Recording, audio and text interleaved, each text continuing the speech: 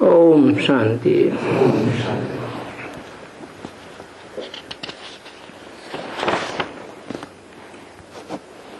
आज एक छोटा सा रात्रि क्लास है 26/12/68। जितना बाप को याद करेंगे फिर तुमको न ठंडी लगेगी न गर्मी असर करेगी।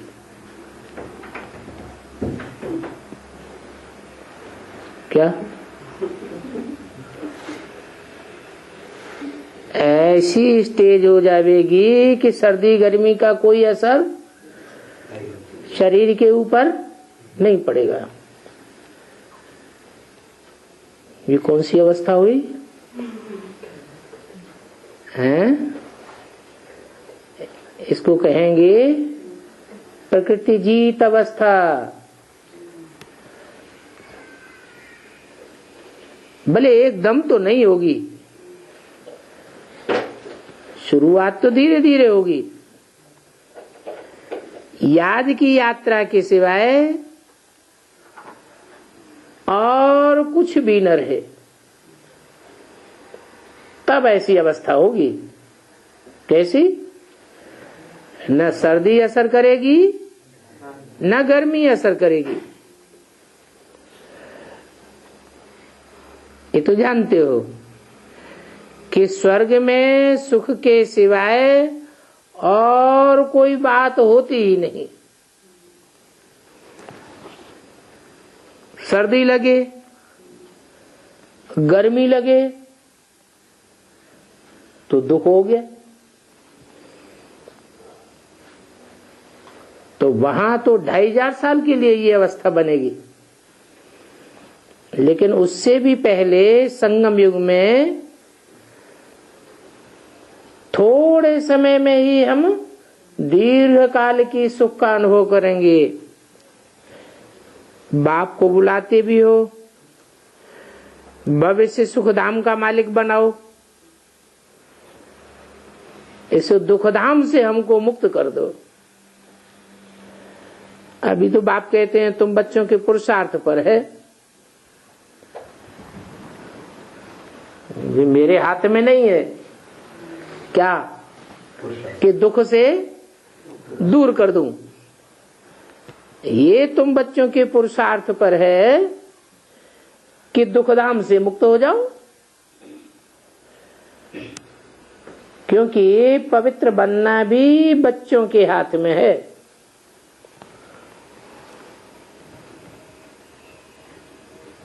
बाप तो सिर्फ इशारा देते हैं।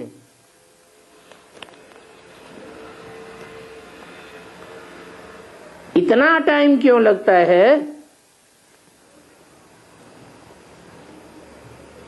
पवित्र बनने में स्टूडेंट दाखिल होते जाते हैं, नए नए स्टूडेंट दाखिल होते हैं तो पुरानों को भी ठहरना पड़ता है नयों को साथ ले जाने के लिए। बाकी माया को वश करने का वशीकरण मंत्र चाहे नए हो और चाहे पुराने हो,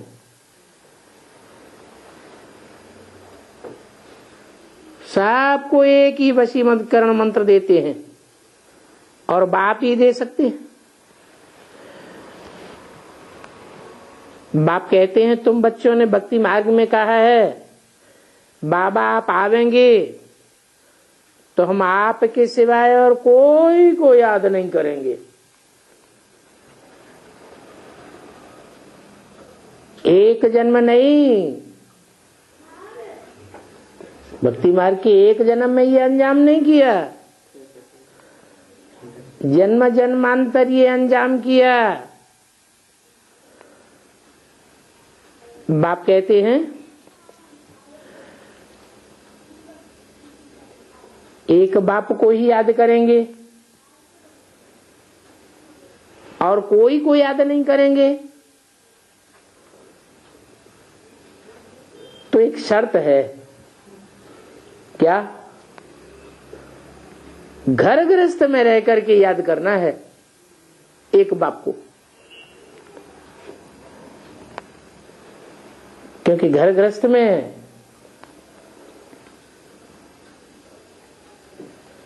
अनेकों बातें आती हैं।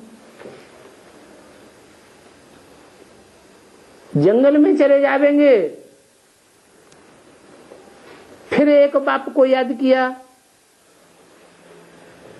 और कोई को याद नहीं किया, ये कोई बड़ी बात नहीं। ऐसे तो सन्यासी जंगल में चले जाते हैं,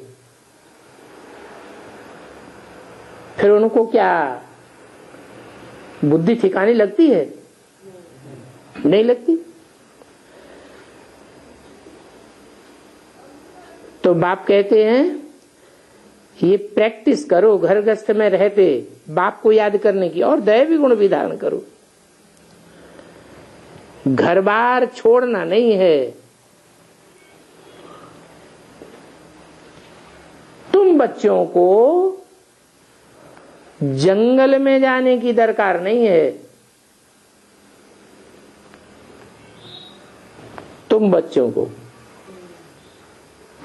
उनकी बात अलग है, क्योंकि उन सन्यासियों की बात अलग है। उनको तो बाप समझावेंगे तो भी उनकी बुद्धि में नहीं बैठेगा, घर गृहस्थ छोड़ेंगे। लेकिन तुमको घर बार नहीं छोड़ना है, जंगल में जाने की दरकार ही नहीं। पूछते हैं बाबा हम मकान बनावे? बाबा से पूछते हैं मकान बनावे? क्यों नहीं, भले मकान बनाओ।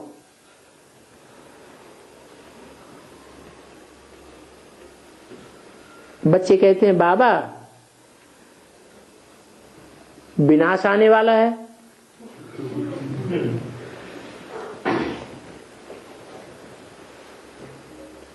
तो तुम मकान नहीं बनावेंगे तो भी तो तुम्हारे पैसे बर्बाद चले जाएंगे।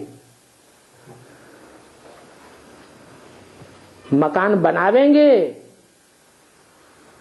तो मकान विनाश हो जाएगा, नहीं बनावेंगे तो भी तुम्हारे पैसे बर्बाद हो जाएंगे। इसलिए मकान बनाकर थोड़ा तो सुख ले लो। तुम्हारे पास पैसे हैं तो भल बनाओ, थोड़ा आराम ले लो। बाबा मना नहीं करते हैं। किस बात के लिए? मकान बनाने के लिए, आराम लेने के लिए। बाबा भी तो बनाते हैं बच्चों के लिए, हैं? तो फॉलो फादर क्यों? अरे बाबा बनाते हैं तो बच्चे भी बनाए अपने बच्चों के लिए। खुद भी आराम लें, बच्चों को भी आराम दें। परंतु बाबा अपने लिए थोड़े ही बनाते हैं।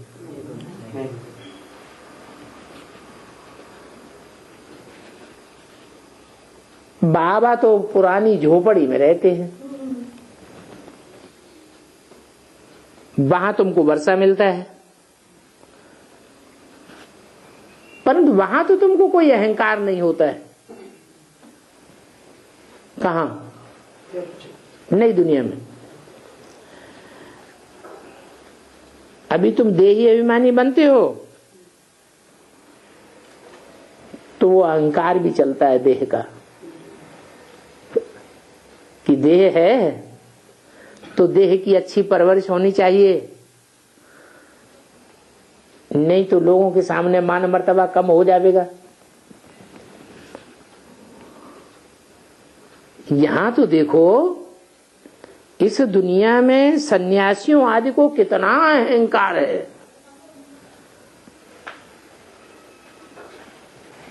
तो क्या करते हैं? सन्यासियों के अहंकार होता है तो क्या करते हैं? बड़े नहीं, बड़े बड़े मठ बनाते रहते हैं। मकान बनाने की बात हो रही है ना।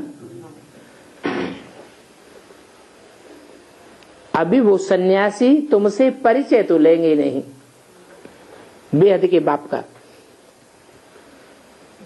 वो तो समझते हैं हम खुद ही ब्रह्म में लीन हो जाएंगे।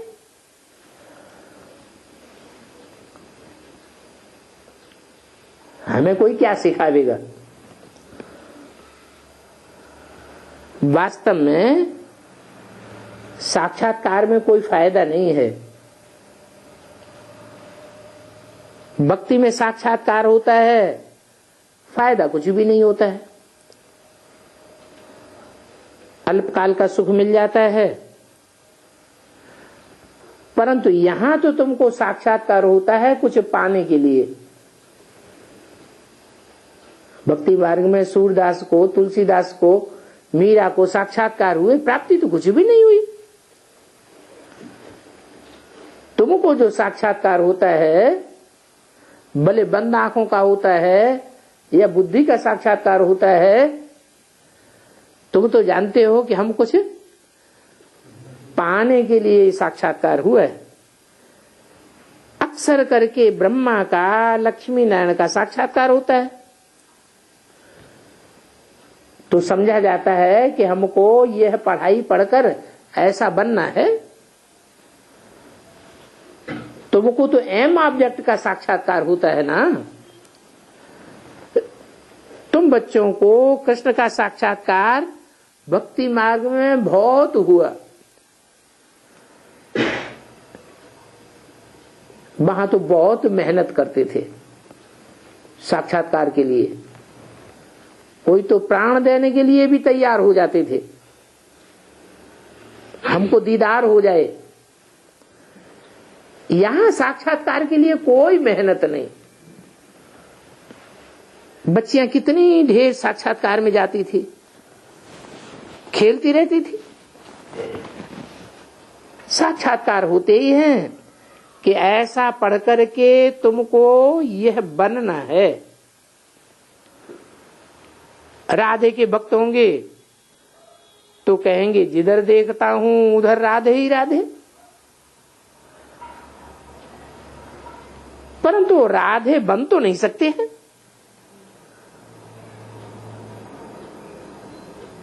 और तुमको लक्ष्मी नारायण का साक्षात्कार होता है, राधे का साक्षात्कार होता है, तो तुमको तो बनने के लिए साक्षात्कार होता है ना। बाप आए ही हैं स्वर्ग का मालिक बनाने, अर्थात तुमको देवी देवता धर्म में ट्रांसफर करने के लिए।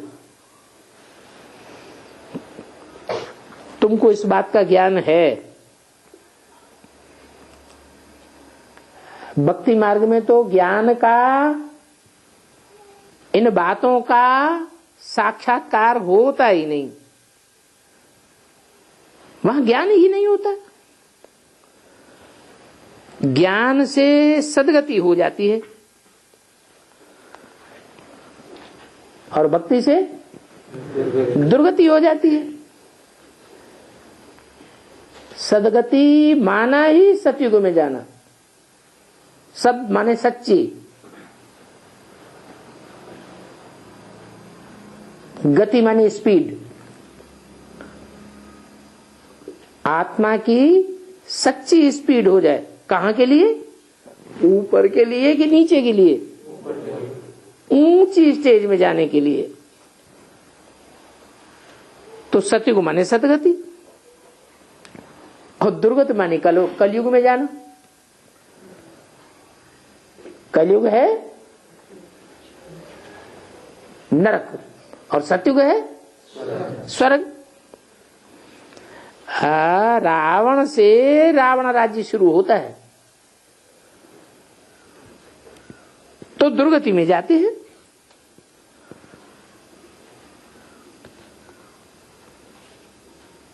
तो दुर्गति में जाने का कारण क्या हुआ?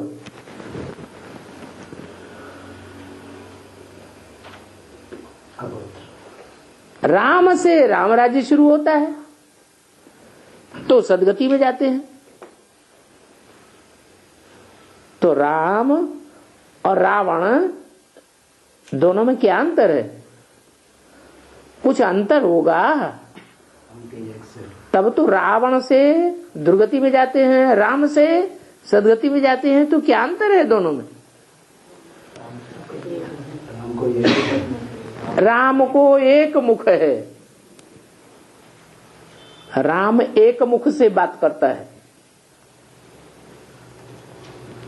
और रावण अनेक मुख से बातें करता है। तो कौन सच्चा हुआ, कौन झूठा हुआ? जो एक मुख से एक बात करेगा वो हुआ सच्चा, उसकी सच्चाई से होती है सदगति। जो अनेकों मुख से अनेकों प्रकार की बातें करेगा उससे होगी दुर्गति। तो दुर्गति में जाते हैं रावण से। आगे तो तुम भी कुछ भी नहीं जानते थे।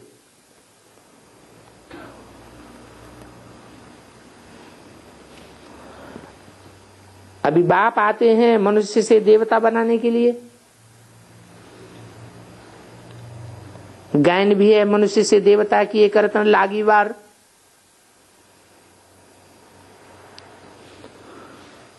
तुम्हारी युद्ध माया के साथ है।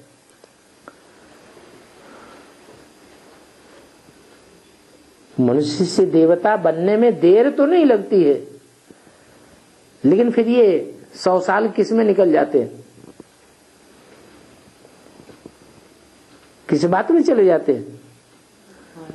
क्योंकि बीच में माया खड़ी हुई है, वो तुमको मेरी बात समझने नहीं देती है।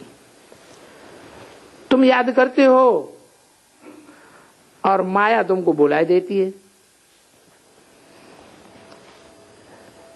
84 के जन्मों का चक्र जानने में तुमको कोई तकलीफ नहीं होती है। बाकी फिर रुकावट कहाँ आती है? याद में रुकावट आती है। याद में कितनी युद्ध चलती है। तुम घड़ी घड़ी याद करते हो, घड़ी घड़ी भूल जाते हो। बहुत कड़ी युद्ध है। इस युद्ध में आधों को तो माया बरोबर खा जाती है, आधे तो धराशायी कर लेती है। बहुतों को माया हरा देती है।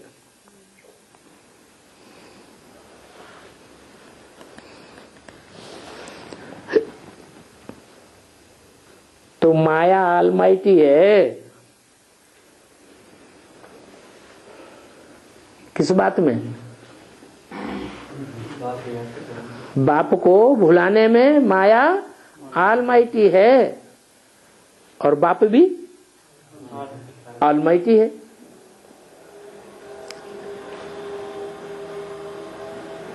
तो कहेंगे रावण भी ऑलमाइटी है, राम भी ऑलमाइटी है।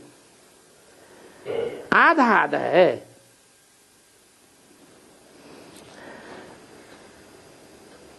तो द्वापर से कलयुग तक रावण राज्य होता है, 2500 साल, 2500 वर्ष रावण राज्य। फिर सतयुग त्रेता में 2500 वर्ष तुम्हारा राज्य चलता है।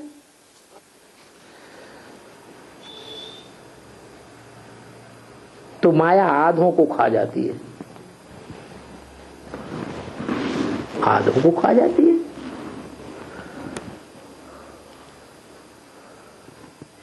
है? क्या मतलब हुआ?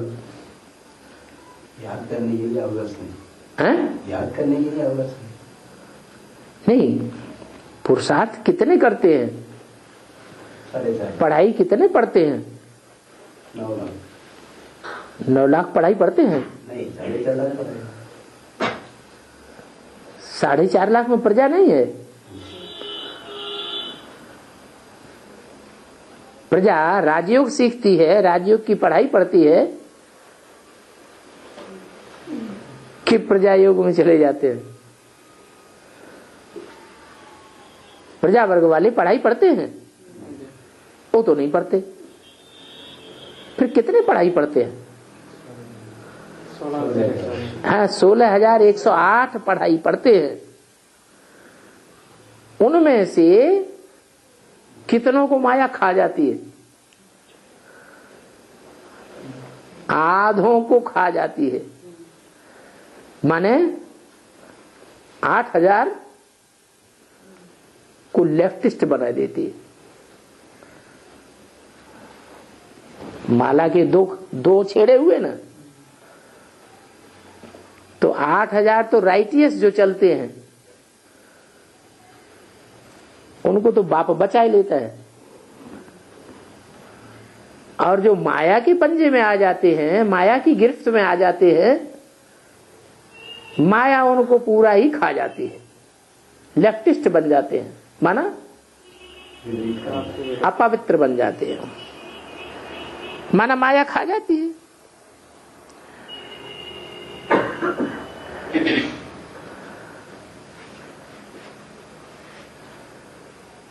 अभी तुम कितनों को लेकर आए हो? क्या बोला? अभी तुम कितनों को लेकर आए हो? दूसरी बारी आवेगी तो जरूर एक दो को गमा कर आवेगी। लिखती हो ना, बाबा फलाना आया था, बहुत अच्छा चलता था,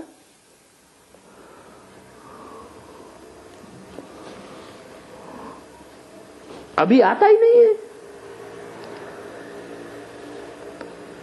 तो बाबा समझाते हैं इसमें मुझने की बात नहीं है। झाड़ होता है, पुराने पत्ते झड़ते रहते हैं, नए निकलते रहते हैं। कल्प कल्प ऐसा होता है। तुम कितना ऊंच पद पाते हो, तुम स्त्रियम रहते हो तो ऊंच पद पाते हो। जो स्त्रियम नहीं रह पाते, माया जिनको खा जाती है, वो फिर ऊंचे पद पाते हैं कि दास दासी बनते हैं? वो दास दासी बनते हैं। जो यहाँ दास दासी बनते हैं वो ही फिर द्वापर युग से दूसरे दूसरे धर्म में कन्वर्ट हो जाते हैं। तो उन सारों को गिराने के निमित्त तो कौन बने ना? निमित्त। निमित्त माने साकार। प्रैक्टिकल में निमित्त कौन बने? जो द्वापर युग से नीचे गिरने वाले हैं, वो ही 8,000 जो लेफ्टिस्ट बन जाते हैं।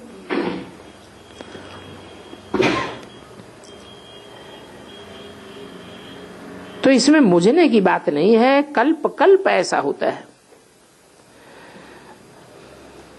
सभी के लिए एक ही बेहद का टीचर आता है सदगति देने के लिए।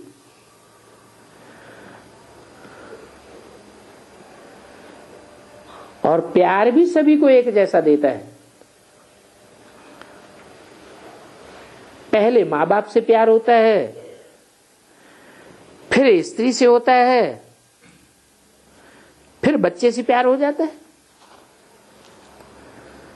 उसमें भी बच्चा हुआ तो कितना खुश होंगे, और बच्ची होगी तो उतना खुश नहीं होंगे।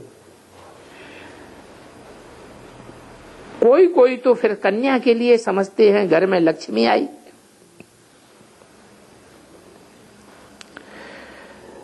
अच्छा, मीठे मीठे रूहानी बच्चों को रूहानी बाप दादा का याद प्यार, गुड नाइट और नमस्ते।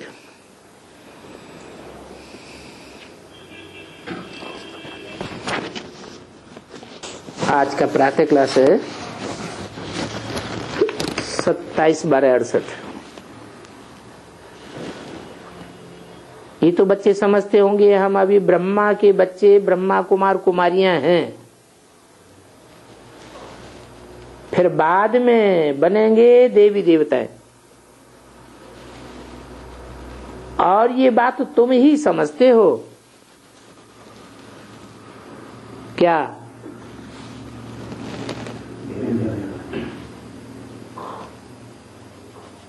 वो नहीं समझते हैं, तुम समझते हो, दूसरे कोई भी नहीं समझते। तुम जानते हो हम ब्रह्मा कुमार कुमारियां बेहद की पढ़ाई पढ़ रहे हैं, 84 जन्मों की पढ़ाई भी पढ़ी, षष्ठ चक्र की पढ़ाई भी पढ़ी, फिर तुमको ये शिक्षा मिलती है कि पवित्र भी बनना है। यहां बैठे तुम बच्चे बाप को याद तो जरूर करते होंगे पावन बनने के लिए, तो अपने से पूछो कि हम सच्चे सच्चे बाप की याद में बैठे थे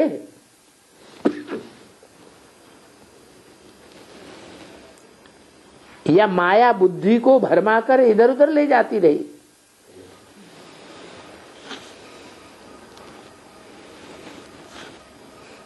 बाप ने कहा है पाप कब कटेंगे? हैं? जब माम एकम याद करेंगे, मुझे एक को ही याद करेंगे तो पाप कटेंगे, और बीच बीच में दूसरे को कोई याद करते रहे तो पाप कटेंगे नहीं। अभी अपन से पूछना है कि हम बाप की याद में रहे या बुद्धि कहां चली गई? स्मृति रहना चाहिए ना, कितना समय हम बाप की याद में रहे, कितना समय हमारी बुद्धि कहां कहां गई।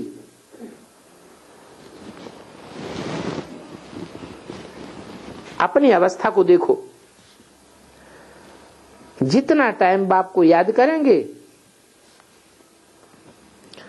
उससे ही पावन बनेंगे। तो जमा और घाटा का पोता मिल रखना है, अगर आदत होगी तो याद रहेगी और लिखते भी रहेंगे। डायरी तो सभी की पॉकेट में पड़ी हुई रहे, किस बात के लिए हैं? कि हम कितना परसेंटेज याद में रहते हैं, लिखते रहें। जो भी व्यापार वाले होते हैं उन्हों की हद की डायरी होती है, तुम्हारी तो बेहद की डायरी है। तो तुमको अपना चार्ट भी नोट करना है। बाप का फरमान है धंधा आदि सभी कुछ करो, परंतु समय निकालकर मेरे को जरूर याद करो। फिर अपने फायदे को देखो, फायदे को बढ़ाते जाओ, घाटा न डालो,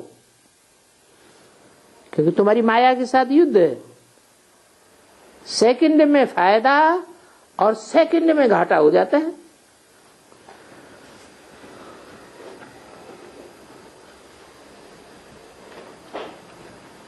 ये फायदा और घाटा तुरंत मिलता है, झट मालूम पड़ जाता है कि हमने फायदा किया या घाटा किया, क्योंकि तुम व्यापारी हो ना। कोई बिरला बच्चा है जो ये व्यापार करे, इस स्मृति से ही फायदा है, विस्मृति से घाटा हो जाता है। तो ये अपनी जांच करनी है।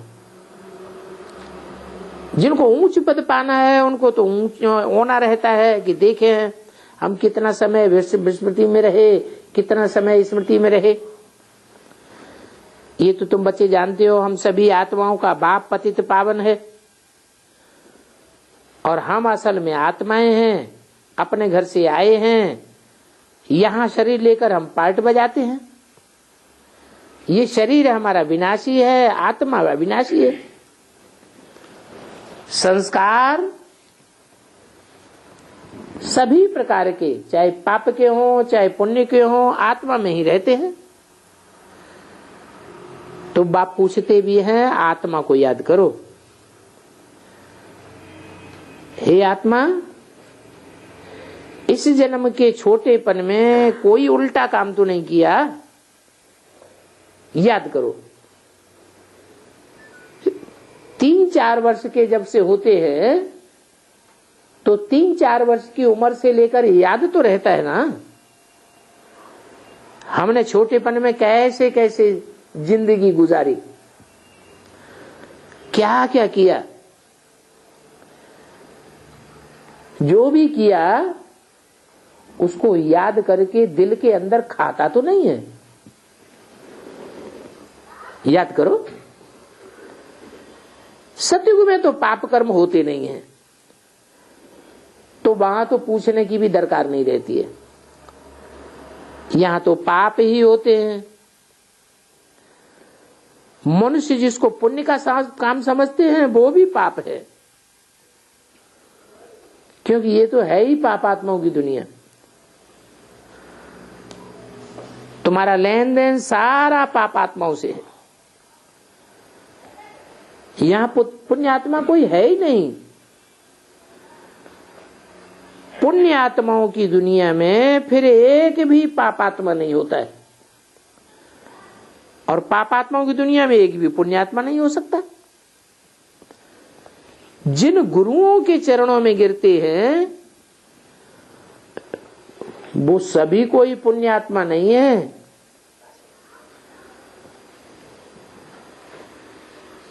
ये तो है ही कलयुगी सोत्तम प्रधान, तो इसमें पुण्यात्मा होना असंभव बात है। पुण्यात्मा बनने के लिए तुम बाप को बुलाते हो कि आकर के हमको पावन आत्मा बनाओ, ऐसे नहीं। कोई बहुत दान पुण्य आदि करते हैं, धर्मशाला आदि बनाते हैं तो वो पुण्यात्मा हो गए?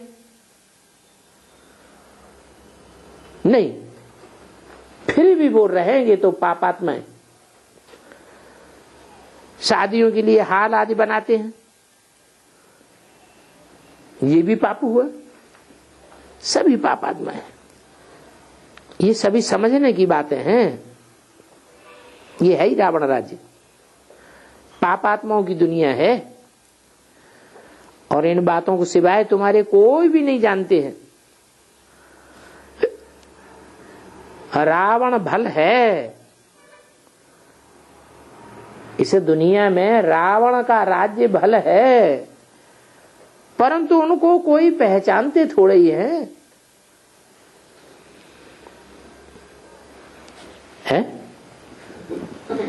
दुनिया वाले रावण को नहीं पहचानते। ऐसा नहीं है, रावण कहाँ है?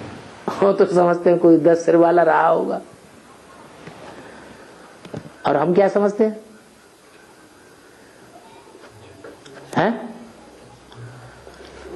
हम क्या समझते हैं? रावण हमका अंदर है। रावण अंदर है। 5 विकार रावण।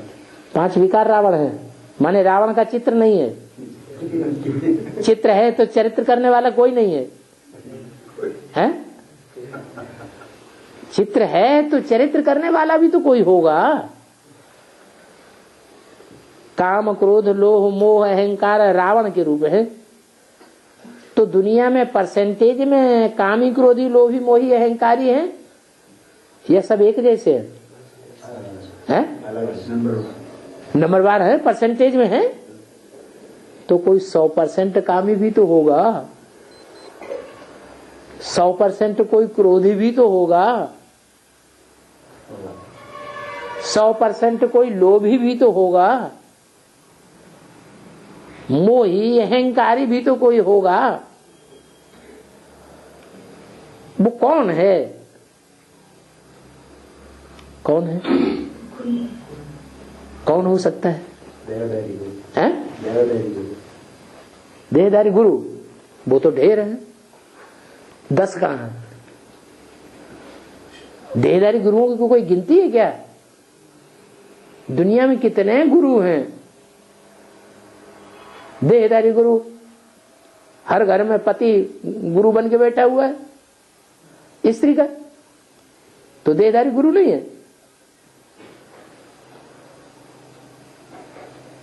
तो कितने हैं? वो तो ढेर हो गए। आखिरी जिसका चित्र बनाते हैं वो 10 सिर वाला रावण कौन? चित्र बनाते हैं तो चरित्र करने वाला कोई तो होगा। अरे हैं? कौन? आधार मूर्ति बोलते। आधार मूर्ति। आधार मूर्ति खुद चलते हैं कि उनमें प्रवेश करने वाले चलाते हैं? तो कौन हुए? आधार मूर्त हैं वो तो पहले देवता थे कि दैत्य थे? पहले क्या थे? पहले तो देवता थे। भगवान ने खुद आकर उनको देवता बनाया। तो उनको रावण बना, उनको रावण कहें? गिराने वाला उनको कहें या उनको भी गिराने वाला कोई और? कौन है? जो ऊपर से आते हैं वो हुए गिराने वाले। तो जो मुख्य मुख्य धर्म हैं वो टोटल कितने हैं? 10 धर्म हैं। जो 10 धर्म हैं उन 10 धर्मों के मुखिया क्या हुए? हैं? रावण हो गई। बीज में सबसे जास्ती ताकत होती है। आधार अर्थात जड़ों में उतनी ताकत नहीं होती है।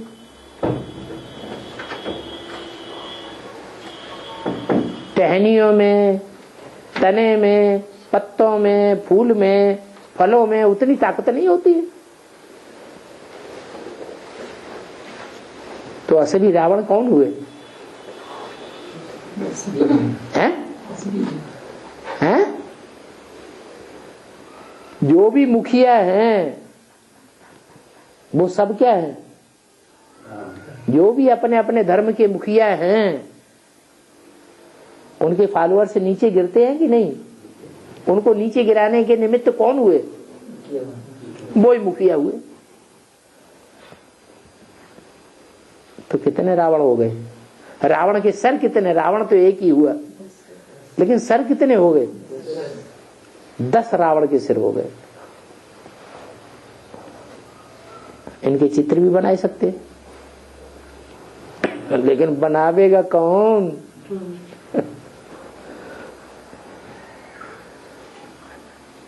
चित्र बनाने के बाद साबित भी करना पड़े।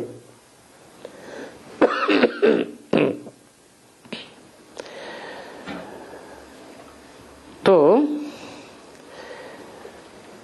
रावण को पहचानते थोड़े ही है। रावण का चित्र बनाने वाले पहचानते हैं? वो भी नहीं पहचानते, ऐसे ही काल्पनिक चित्र बना देते हैं। असली चित्र बनाते हैं क्या? नहीं। शिव का चित्र भी है परंतु उसको भी पहचानते थोड़े ही हैं। रावण का भी चित्र है और शिव का भी चित्र है। न शिव को पहचानते हैं जो स्वर्ग बनाने वाला है, न रावण को पहचानते हैं जो नरक बनाने वाला है। इतने बड़े बड़े लिंग आदि बनाते हैं, समझते हैं इतना बड़ा होगा, फिर भी कहते हैं नाम रूप से न्यारा है। नाम रूप से न्यारा है और कह देते हैं सर्वव्यापी है। इसलिए बाप ने कहा है कि यदा यदा ही धर्मस्य, जब जब धर्म की अति ग्लानि होती है कि ऊंचे ते ऊंचे बाप को भी नीचे ते नीचे कण कण में मिला देते हैं। क्योंकि तुम बच्चे ये तो जानते हो कि भारत में ही शिव बाबा की सबसे जास्ती ग्लानि होती है। भारत में ग्लानि होती है जास्ती, शिव बाबा की जास्ती ग्लानि भारत में ही होती है। दूसरे देश वाले नहीं करते हैं ग्लानि। अरे दूसरे देश वाले, दूसरे धर्म वाले भारत के धर्म की ग्लानि करते हैं कि नहीं करते हैं? भारतवासी ज्यादा करते हैं। भारतवासी ज्यादा करते हैं। विदेशी का ग्लानि करके कन्वर्ट करके नहीं ले जाते हैं? वो भले कन्वर्ट करें, लेकिन हम क्यों कन्वर्ट हो जाते हैं? तो हम कन्वर्ट हो जाते हैं, इससे साबित होता है कि हम ही ग्लानि करने वाले हुए। भारत में ही शिव बाबा की ग्लानि होती है, भारत में ही कन्वर्सन ज्यादा होता है। दूसरे देशों में कहीं इतना कन्वर्सन होता है नहीं। तो जो बाप तुमको विश्व का मालिक बनाते हैं, उनकी कितनी ग्लानि करते हैं।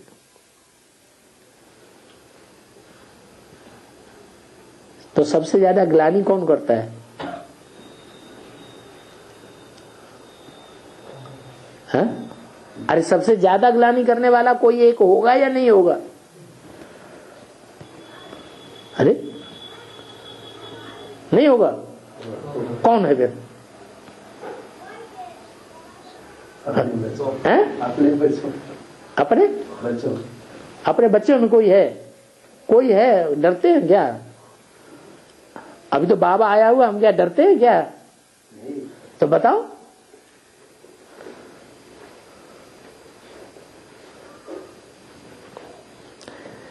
कितनी ग्लानि तुम करते हो?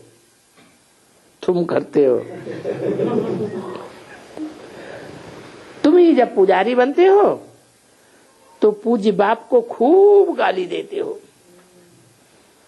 मनुष्यों की मत पर चल करके। तो मनुष्य मत और ईश्वरीय मत का किताब भी है, ये सभी के पास होना चाहिए कि मनुष्य मत क्या कहती है और ईश्वर की मत क्या कहती है। ये कंट्रास्ट तुम ही समझते हो, ईश्वरीय मत और मनुष्य मत का। हम श्रीमत पर देवता बनते हैं, रावण की मत पर आसुरी बन जाते हैं। आसुरी मनुष्य होते हैं ना, मनुष्य मत को आसुरी मत कहा जाता है। क्या?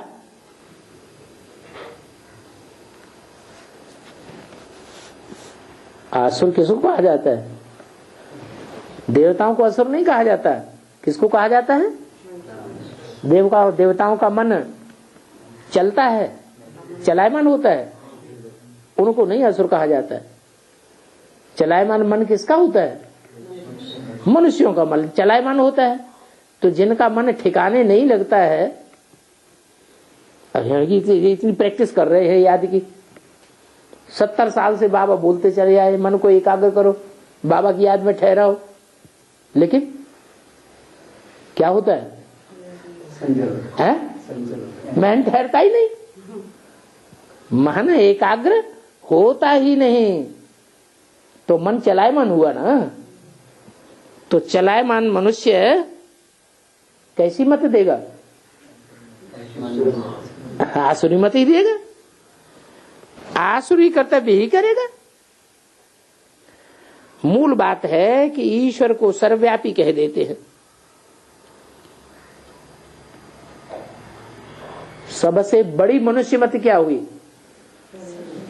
आसुरी मत क्या हुई? कि जो ऊंचते ऊंच है, उस ऊंचते ऊंच बाप को सर्वव्यापी कह देते हैं, कण कण में ठोंक देते हैं। कच्छ अवतार, मच्छ अवतार, कुत्ते बिल्ले में ठोक देते हैं। अब भगवान ऊंचते ऊंचे है तो ऊंची योनि में आवेगा या कीड़े मकोड़ों में आवेगा? कीड़े मकोड़े पढ़ाई पढ़ेंगे क्या? जानवर पढ़ाई पढ़ेंगे क्या? तो कितने आसुरी छी बन जाते हैं।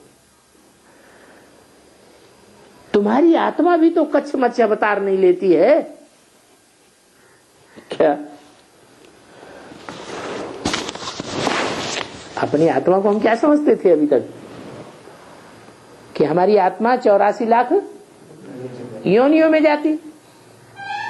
बाप बताते हैं तुम्हारी आत्मा भी 84 लाख योनियों में, जानवरों में, कच्छ मच्छ अवतार में नहीं जाती है, मनुष्य तन में ही आती है। 27/68 की वाणी का दूसरा पेज। तो अभी तुम समझते हो हम कोई कच्छ मच्छ अवतार थोड़े ही बनते हैं, हम कोई 84 लाख योनियों में थोड़े ही जाते हैं। अभी तुमको बाप की श्रीमत मिली है कि बच्चे तुम 84 जन्म लेते हो, 84 के चक्र में आते हो, इससे जास्ती जन्म होते ही नहीं। अब बताओ 84 और 84 लाख का क्या परसेंटेज कहेंगे?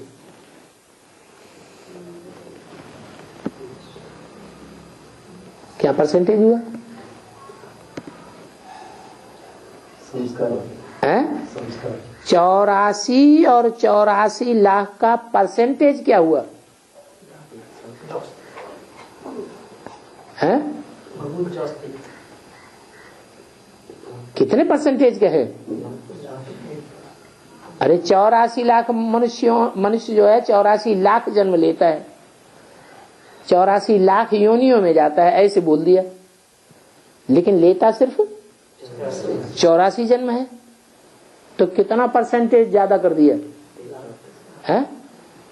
1,00,000% गुणा कर दिया। अब सच की तो रत्ती नहीं रही,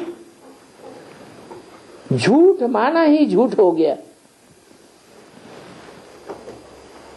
तो इनका भी अर्थ समझना चाहिए ना। किसका? कि मनुष्यों को 84 लाख योनियों में क्यों डाल दिया? कोई कारण है या नहीं कारण है? बरोबर सच की रत्ती नहीं है। अभी भारत का हाल देखो क्या है। भारत जो सचखंड था, जिसको हेवन कहा जाता था, कोई साधु संत आदि सुने तो उनका अंदर चलता रहेगा ये क्या कहते हैं, हमारे वेद शास्त्र आदि सभी झूठे, और इतने जन्मों से हम भक्ति करते आए, ये हमारी दुर्गति हुई क्या? सारी दुनिया दुर्गति में जा रही है वेद शास्त्र पढ़ने से। बोलो हाँ। मनुष्यों की मत से दुर्गति और भगवान की मत से सदगति। भगवान आकर ज्ञान देते हैं, मनुष्यों से अज्ञान आता है। देखने में तो मनुष्य वो ही आते हैं, परंतु वो सतयुग त्रेता के दैवी गुणों वाले, और ये द्वापर कलयुग के हैं आसुरी गुणों वाले। क्योंकि द्वापर कलयुग में है रावण राज्य, माया का राज्य, इनको आसुरी संप्रदाय कहेंगे। क्या कहेंगे? सुर संप्रदाय नहीं, आसुर। आ माने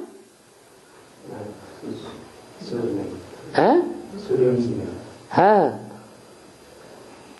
आसुर माने सुर में सुर नहीं मिलाते हैं एक दूसरे का। एक एक बात कहेगा तो दूसरा दूसरी बात कहेगा, एक एक सुर में बोलेगा तो दूसरा दूसरे सुर में बात करेगा। उनके संस्कार आपस में मिलते ही नहीं, तो है आसुरी संप्रदाय।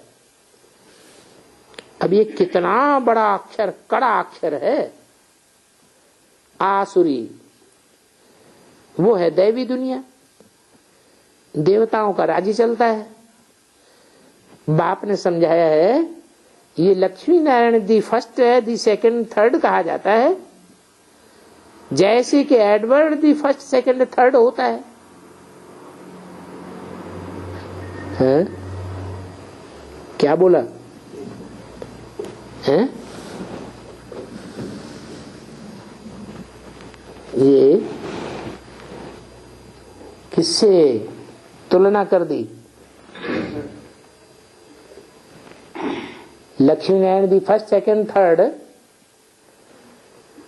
ऐसे ही है जैसे क्रिश्चियंस में Edward the first second third. किसकी किससे तुलना की है? कृष्ण की डायनेस्टी की तुलना क्रिश्चियंस से की। कृष्ण की डायनेस्टी में जैसे होता है वो ही फॉलो क्रिश्चियंस ने भी किया है। पहली पीढ़ी फिर दूसरी पीढ़ी ऐसे चलती है।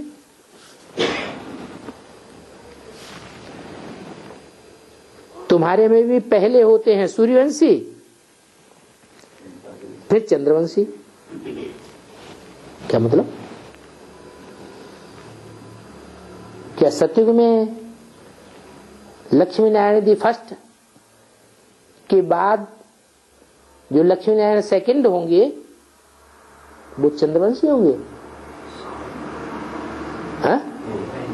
नहीं होंगे,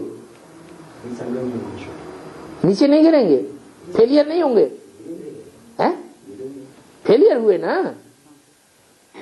तो लक्ष्मी नारायण की दूसरी डायनेस्टी से ही गिरावट शुरू हो जाती है।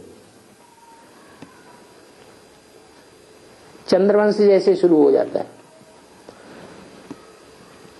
तो बाप ने चक्र का राज अच्छी रीति समझाया है।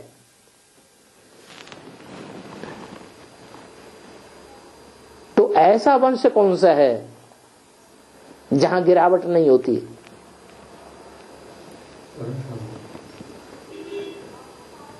सतयुग के जो लक्ष्मी नारायण जी फर्स्ट हैं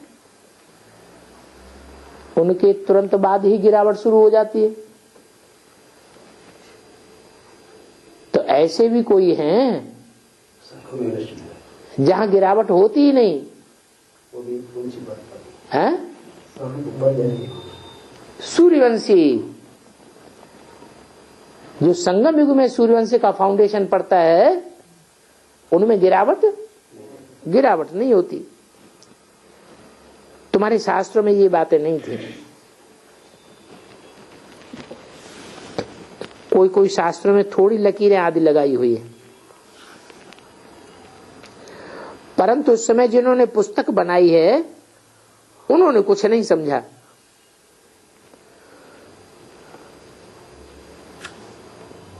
बाबा भी जब बनारस में गया था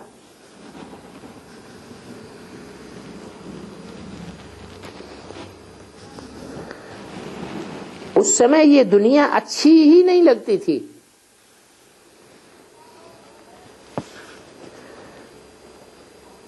फिर वहां सारी दीवालों पर लीका पहनता था। बाबा ये कराता था। कौन बाबा? शिव ब्रह्मा बाबा से ये दीवालों पर बनारस में लाइनें कौन खिंचवाता था? शिव बाबा। परंतु हम तो उस समय बेबी थे। कौन? ब्रह्मा बाबा। तो पूरा समझ में नहीं आता था कि ये क्या लाइनें खिंचवाई हैं। बस कोई है जो हमसे ये कराता है। विनाश देखा तो अंदर में खुशी भी थी। रात को सोते थे तो भी जैसे उड़ते रहते थे, परंतु कुछ समझ में नहीं आता था। ऐसे लीक डालते रहते हैं। कोई ताकत है जिसने प्रवेश किया है। हम वंडर खाते थे। पहले तो धंधा आदि करते थे, फिर क्या हुआ? कोई तो देखते थे और झट ध्यान में चले जाते थे। कहता था ये क्या हुआ? जिनको देखता हूं उनकी आंखें ही बंद हो जाती हैं। पूछते थे तुम्हारी आंखें बंद हो गई, तुमने क्या देखा? तो कहते थे बैकुंठ देखा, कृष्ण देखा। तो ये सभी समझने की बातें हुई ना, इसलिए सभी कुछ छोड़कर बनारस चले गए समझने के लिए। बनारस क्यों गए? समझा कि वहां विद्वान पंडित आचार्य हैं, वो इन बातों का रहस्य समझाएंगे। सारा दिन बनारस में बैठा रहता था, पेंसिल और दीवाल, और कोई धंधा नहीं, बेबी था ना। तो ऐसे ऐसे जब देखा तो समझा अभी ये कुछ करना नहीं है, ये सारा धंधा आदि छोड़ना पड़ेगा। खुशी थी, ये गधाई छोड़नी है। कौन सी गधाई है? जो लौकिक दुनिया का भरण पोषण कर रहे हैं, वो गधाई छोड़नी थी।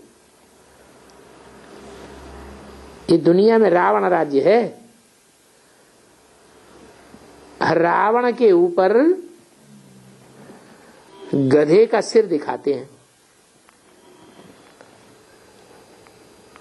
दिखाते हैं ना? क्या मतलब हुआ? क्यों दिखाते हैं रावण के सिर पर गधे का सिर?